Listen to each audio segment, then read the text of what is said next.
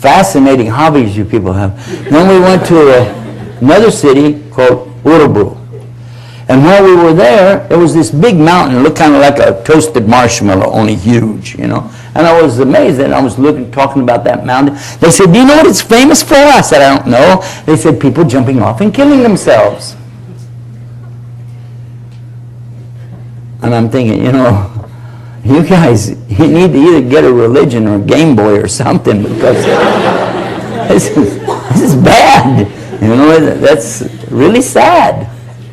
When I went to Denmark, they told me, nuh-uh, we're number one for suicide. I met one from Norway, and he said the same thing. What are we talking about here? When a guy loses his job, the government will take care of him, right? But what happens if he loses his wife? What happens if he loses his girlfriend? Huh? What happens if he gets into drugs? Huh? So they kill themselves. This is really an amazing thing. Especially, stop and think of this, an atheist should never want to kill themselves because they don't have any belief of anything afterwards. They're just basically ending it all, giving no possibility at all for a nice day tomorrow. Huh? It's just over. So this is really a sad thing. Again, what I'm saying is, it's very important for those of us of faith to consider the dangers of leaving faith altogether. Whether you're a Jew, a Christian, a Hindu, a Muslim, you need faith in something.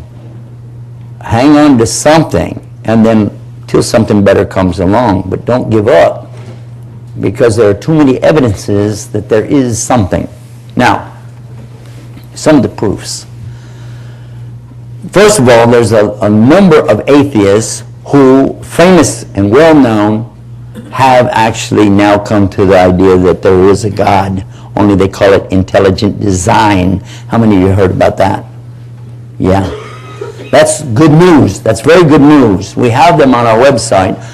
A vast majority of them have been influenced, believe it or not, by Islam, by the scholars of Islam who have taken the time to set up meetings and bring them together and sit with them and show them the scientific evidences from the Quran, from the teachings of Muhammad, and many of the things that many scholars 1,000 years ago came up with in Spain, Maghreb, and Misr or Egypt.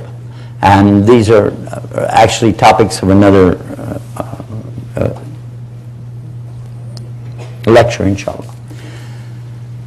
What I want to feature now is some common sense. Common sense. If there is a creator, if there is intelligent design, then this would fit with a couple of common sense points. For instance, if you said to somebody, hey, we had a big storm the other day and a tornado came through, and when that big whirlwind came through the junkyard, it picked all the metal up, old refrigerators and stoves and automobiles and various and sundry things, picked them up, and all of these things whirled around and around faster and faster and faster, slamming together, banging together, high velocity winds. You can't believe how fast and smashing, and when it dropped down, it was a brand new Rolls Royce with a motor running full of gas. Could it happen? Is it possible? Well, actually, according to illogical logic, it's possible. Because you could say, if we did it enough times, let's do it 1 billion times, let's do it 50 billion times, eventually, according to that illogical logic, one time, finally, this Rolls Royce would drop down, motor running, full of gas. But you and I both know that's absolutely bizarre. That's stupid. How did you get this? And this is one of the ways that they play with probabilities. But you and I both realize that this is a waste of time. Even if a little kid comes here, they'd say, shut up. Oh, this is dumb. In the meantime, governments spend a lot of money to find out about things like that. I remember talking about wasting money, digressing for a moment. When I was a kid, there was a thing in the news, and they were really harping on the fact that our government wasted a lot of money to study the mating habits of the North American bullfrog. Alhamdulillah. But to come back to this subject of proof, now we realize that random chance doesn't really produce anything.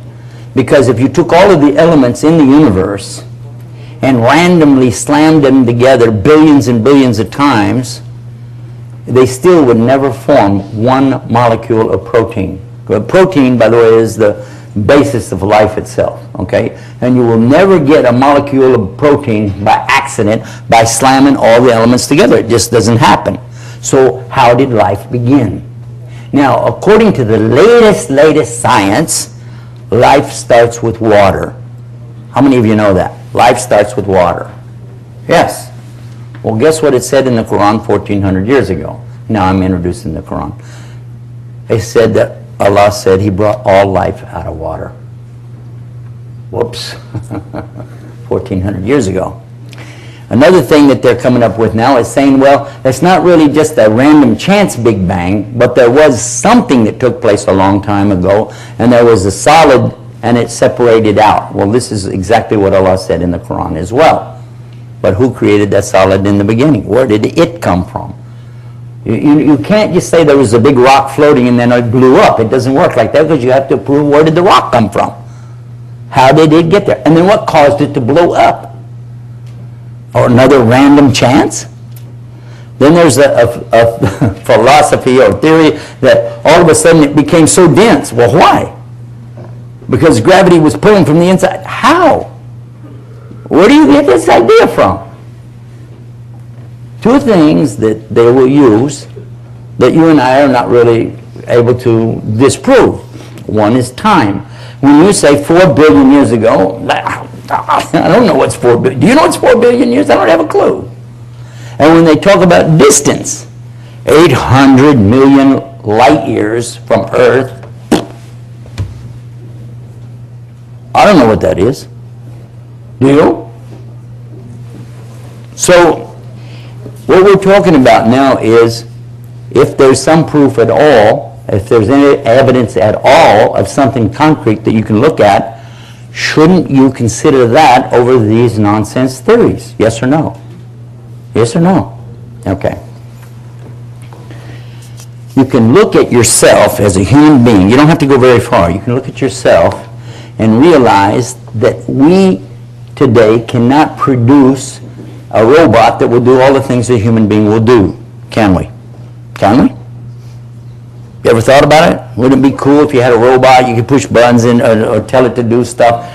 This is a fantasy, you know, that they've had on a lot of the science fiction stuff for years, especially in some of the more recent movies talking about iRobot. I don't know if you know that one. And it's so real, you know.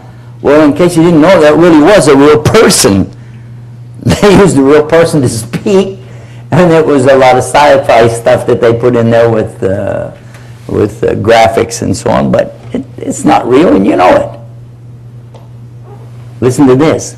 We can't even come up with something equal to the human eye. Never mind the whole body. We can't match one eye of a human being. We can't. Because the eye automatically focuses.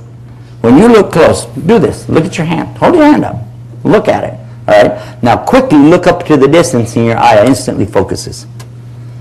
Now if you're like me, I can't see good up close anymore.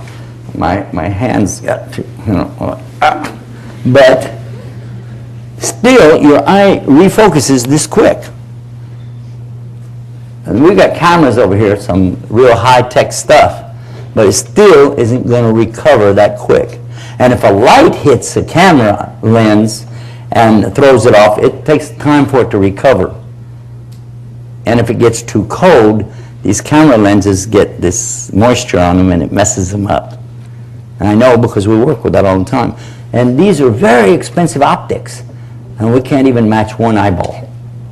Oh yeah, and one other thing, if you don't bring enough batteries, I'm picking on somebody, I'm not going to mention who, it quits working. So when you start to think about it, we cannot produce even one molecule of protein. We can't even get close to copying what one eye can do. And then how about this one? Fingerprints. We use fingerprints for identification. Is that true or false? Because they're always different, aren't they? Have you ever wondered about that? You never thought about it? Well, because it's this there, you don't consider it. But also, have you ever noticed this? How many trees are in the world? Anybody know? You don't even want to go there, do you? Consider how many trees there are, how many kinds of trees there are, how many leaves are on all the trees, and there are no two leaves exactly alike. Huh? And if you said, wait